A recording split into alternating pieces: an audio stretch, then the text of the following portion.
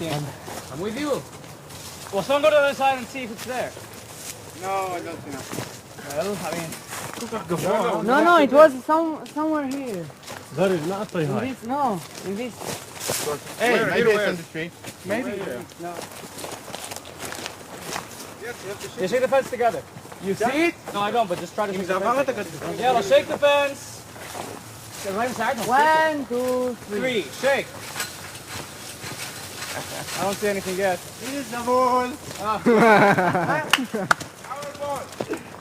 Our ball, give me. Nati, يلا.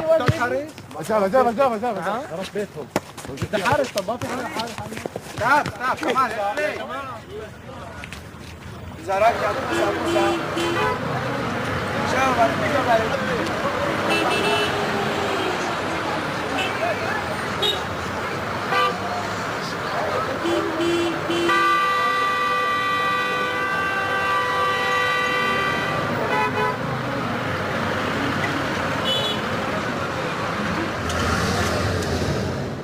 We are talking about 763 checkpoints and barriers.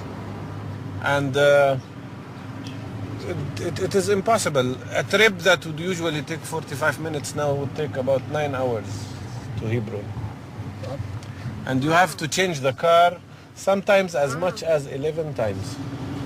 I don't think many Israelis know that, do they? No. The Israelis have a total ignorance of what life is here, what it all is. So how can we find a way to have them know? There is a complete and total ignorance, I think, on both sides. It's terrible. Because knowledge is the beginning. I think that the only hope is that contacts are created with people on both sides who are unhappy with the way things are now and the way things are going. And try and find a common ground. Exactly. Live with you now. Oh, why? Done. Just try with us.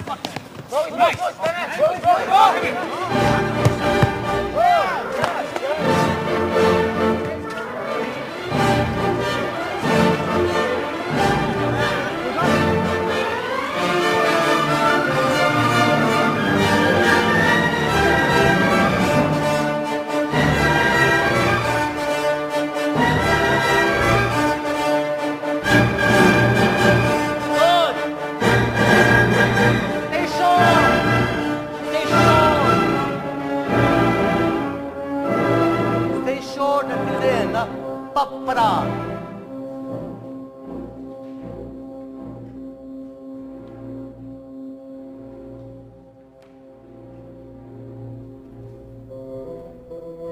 There were about 70 or 80 young people from the Middle East, from the Arab countries and from Israel. And the first time when I walked on and I saw the orchestra, as you were in the middle of a rehearsal, the thing that struck me was how, I mean, obviously all of them had come from not only different backgrounds, but from very complicated circumstances, I suppose.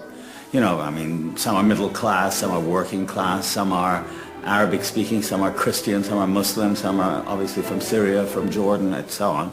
But at the moment that they were playing, in a strange sort of way, their personal identities and histories sort of dropped away. They become sort of irrelevant. And what's relevant is what they're doing towards you.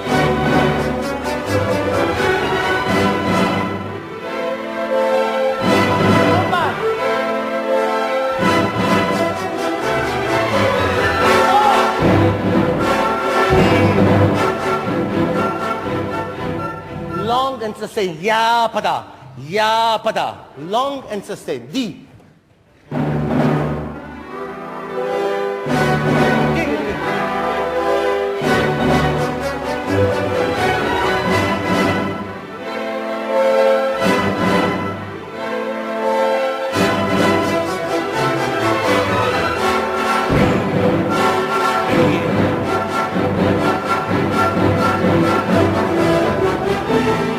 The idea of just getting together these people from different countries from the Middle East, and sitting together, sharing stands, you know, music stands together, playing music, playing in harmony, so to speak, right? Through that common ground or common interest, there is, I think, a good chance for us to get into other topics and other ideas that we might not agree on, but at least we have a chance for dialogue.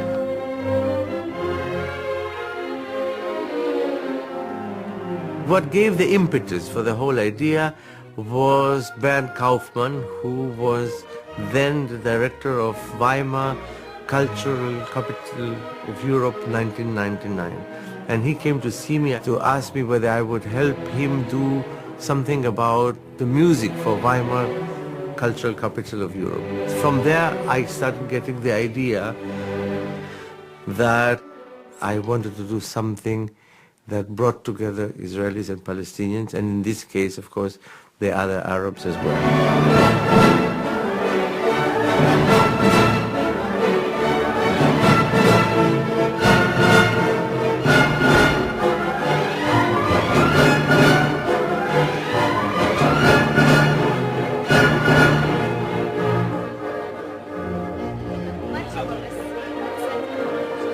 So when it started, and when Edward and I started it, it was a total experiment. And it was very difficult because there's no relations between Syria and Israel. There were no relations between Lebanon and Israel. Cold peace between Israel and Egypt. And it was one had to be careful, not careful in the sense that something terrible might happen, but careful in the sense to see, curious and careful.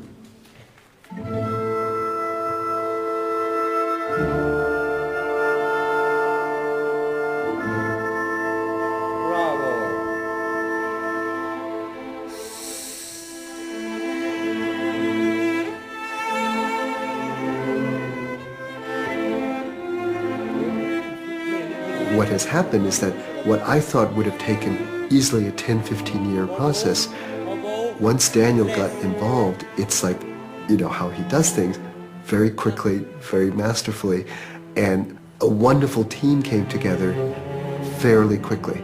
Many people made this possible. I think this is what makes it so exciting.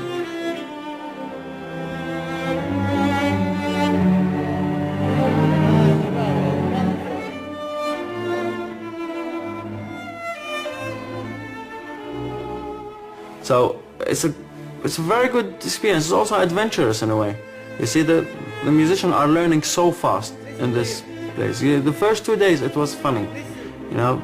People are playing differently, but now they are like a team. They're playing together, they understand more. See, the first day we sit down on the same desk. Now I know how he plays and he knows how the way I am. So we actually have some connection when we are on the same stand. But the first day it wasn't like this. Now we understand each other more. So everything takes time in a way, and it will be better.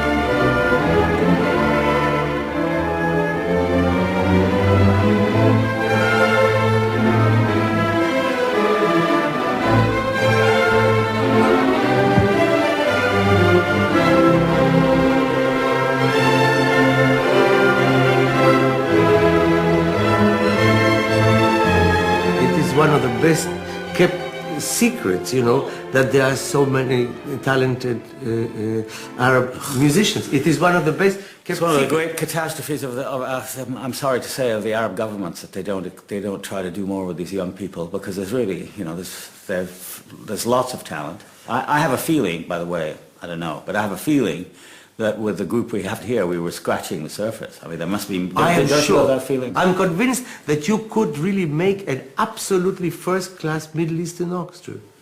Convinced. Keep always going. Italy.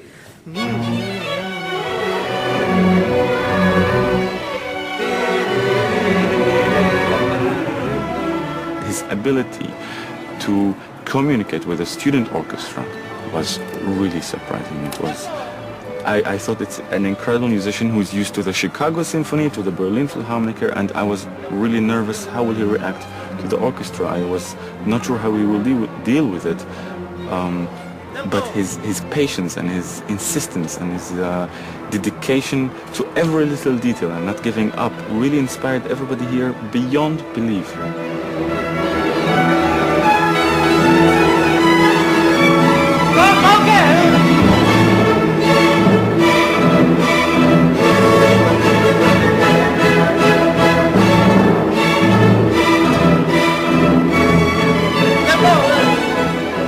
He was stopping at every particular bar, every particular dynamic, and he was teaching us how to play it, you know? And that's, you don't get this every time, because he's actually treating us very much like any professional orchestra at a very high level, very, very high. He's expecting from us the sound of Berlin Philharmonic. It's very hard. All of you playing long values are getting heavier and stop. All of you playing long values are getting heavier and slowing the whole thing down. You must keep going. It's a very unique event. I don't think there has been such an event before, not to my knowledge. Each of us got the opportunity to work with amazing musicians such as Mr. Barenboim and Mr. Ma also. And for me personally, it was important to get to know individually people from countries I have no access to, such as Syria, for example, simply because there is no contact between the countries. I mean, if you want to call somebody, you can't, you know. It's pretty hard to perceive, but it's true. And I must say that it gave me important perspective on the situation, being able to hear the opinions of individual people and not just media that manipulates what we're supposed to think, you know. And I think that's an important basis for every piece, communication between the people and not just the governments. I think they should continue this tradition and make this workshop every year, you know, because I'm sure that they started just very, very, very good tradition, because it is the first time and they must continue it. Even I'm sure in 2 maybe or 3 years there will be peace between Israel and all the Arab countries. Even in this case we have to continue to make these workshops and just to bring people together. So this kind of workshop, I mean, this could also be a workshop for theater actors, let's say. Stop! I said there is no such a thing talk about peace. Please, music, is that possible music? Why? No, don't. I don't participate. No. Come on. Hey. Oh. Come on. Hey,